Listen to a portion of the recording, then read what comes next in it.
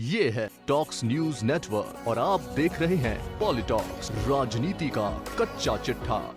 आज दिल्ली के उप मुख्यमंत्री और वित्त मंत्री मनीष सिसोदिया ने आज केजरीवाल सरकार का वर्ष 2022-23 का बजट विधानसभा में पेश किया।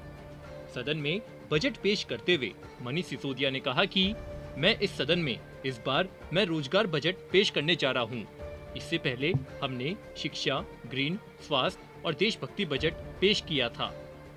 सिसोदिया ने कहा कि इस बजट में हम दिल्ली के लिए अगले 5 साल में 20 लाख नौकरियां पैदा करेंगे। सिसोदिया ने बताया कि युवाओं को रोजगार देना हमारी सरकार की पहली प्राथमिकता है।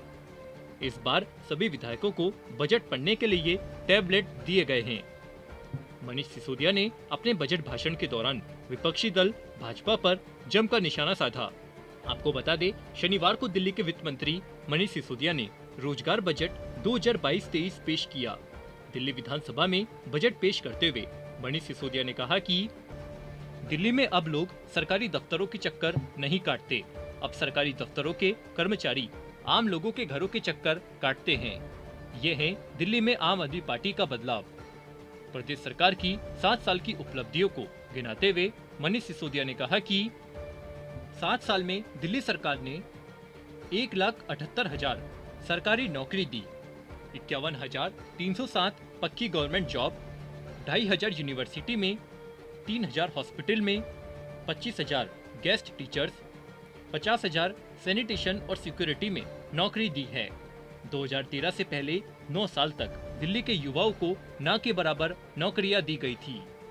मनीष सिसोदिया ने आगे कहा कि राष्ट्रीय राजधानी क्षेत्र दिल्ली का कुल व्यय 2014-15 के दौरान 30,940 करोड़ रुपए था। मैंने जून 2015 में 41,149 करोड़ रुपए के अनुमानित व्यय के साथ अपना पहला बजट पेश किया था और मुझे खुशी हो रही है 2022-23 के लिए 75,800 करोड़ रुपए का बजट मैं यहाँ पर प्रस्तावित किया। अगले साल के लिए 75,800 करोड़ का बजट है, जो 2014-15 के 30,940 करोड़ रुपए के व्यय की तुलना में 2.5 गुना है। तो तब से लेकर अब तक 2.5 गुना आगे आ चुके हैं। आपको बता दें, दिल्ली को अंतर्राष्ट्रीय ब्रांड के रूप में बढ़ावा देने के लिए दिल्ली फिल्म पॉलिसी बनाई जाएगी, जिसके तहत हर साल दिल्ली इंटरनेशनल फिल्म फेस्टिवल का आयोजन होगा। दिल्ली की अर्थव्यवस्था कोविड से थोड़ा उभर रही है। दिल्ली की अर्थव्यवस्था में सेवा क्षेत्र का बड़ा योगदान है। दिल्ली के लोगों की औसत आय में 16.8% की बढ़ोतरी हुई है। मनीष सिसोदिया ने रोजगार बजट पेश करते हुए कई महत्वपूर्ण घोषणाएं भी की है, जो कि कुछ इस प्रकार है। हर व्यक्ति के लिए best of the best health facilities उपलब्ध कराना माननीय मुख्यमंत्री जी के गवर्नेंस मॉडल का एक बहुत अहम हिस्सा रहा है। नए अस्पताल बनाने से लेकर मोहल्ला क्लिनिक जैसी अवधारणा पर सफलतापूर्वक काम करके केजरीवाल सरकार की पिछले 7 साल की बड़ी उपलब्धियों में से हेल्थ सेक्टर रहा है। अध्यक्ष महोदय, हमारी सरकार दिल्ली के नागरिकों को 520 आम आदमी मोहल्ला क्लिनिक दे चुकी है, 29 polyclinic, 38 multi speciality super hospital के अस्पतालों के माध्यम से स्वास्थ्य सेवाएं दे रही है। 94 पॉलीक्लिनिक मौजूदा औषधालयों का उन्नयन कर स्थापित किए जा रहे हैं। मोहल्ला क्लिनिकों की संख्या भी बढ़ के 1,000 होगी। 2022-23 के बजट में आम आदमी मोहल्ला क्लिनिक और पॉलीक्लिनिक के लिए मैं 475 करोड़ रुपए का बजट रख रहा हूँ।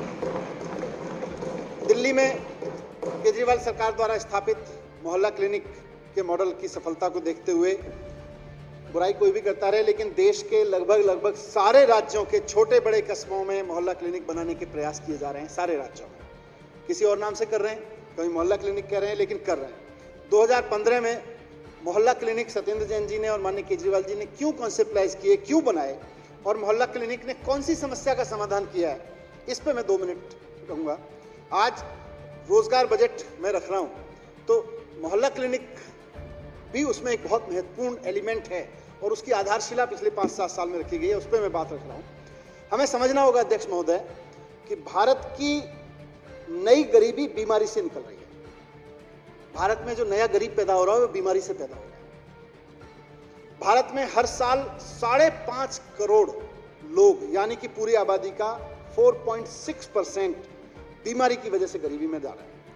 इनमें से 72 जो ये 5.5 करोड़ लोग मैंने बताया है पूरे इंडिया में, इनमें से 72% केवल प्राइमरी हेल्थ पे उनका जो खर्च हो रहा है उसके कारण गरीब हो जाते हैं। इसलिए मोहल्ला क्लिनिक यहीं पे आवश्यकता बनती है। ये प्रयोग दिल्ली में सफल हुआ और आज अगर दिल्ली की पर कैपिटा इनकम बढ़ रही है, दिल्ली की इकोनॉमी बढ़ रही है और महामारी और महामंदी के दौर में अगर दिल्ली की अर्थव्यवस्था आगे बढ़ती रही तो इसमें मोहल्ला क्लिनिक ने एक अहम भूमिका निभाई है। मुझे सदन को ये बताते हुए खुशी हो रही है कि अब तक 5 करोड़ 49 लाख मरीज इन मोहल्ला क्लिनिक में उपचार लेके जा चुके हैं। यही वो लोग हैं अध्यक्ष महोदय, यही वो लोग हैं अगर इनको समय पर और सही से प्राथमिक उपचार नहीं मिलता, मोहल्ला क्लिनिक में अच्छा डॉक्टर इनको निःशुल्क सुविधा नहीं देता, एक MBBS डॉक्टर इनका इलाज नहीं करता, तो संभवतः इनमें से भी बहुत सारे लोग बीमारी के कारण देश के नए गरीबों में शामिल हो जाते हैं। दिल्ली सरकार ने आम आदमी मोहल्ला क्लिनिक को विस्तार देते हुए दिल्ली के स्कूलों में भी अब आम आदमी स्कूल क्लिनिक शुरू किए हैं। फिलहाल 20 स्कूल से ये क्लिनिक शुरू किए गए हैं और इसमें हर बच्चे का हर 6 महीने में चेकअप किया जाएगा एक योग्य डॉक्टर और नर्स के द्वारा। साथ ही हर आम आदमी स्कूल क्लिनिक में एक मनोचिकित्सक भी लगाया जा रहा है ताकि बच्चों के मानसिक विकास की, उनकी मानसिक उलझन की, उनकी अगर वो किसी मानसिक अवसाद से गुजर रहे हैं तो उसकी भी जांच हर 6 महीने में हर एक स्कूल में बच्चे की होती रहे। ये स्कूल क्लिनिक का काम है। पॉलिटॉक्स ब्यूरो, दिल्ली। ये है टॉक्स न्यूज नेटवर्क और आप देख रहे हैं पॉलिटॉक्स, राजनीति का कच्चा चिट्ठा।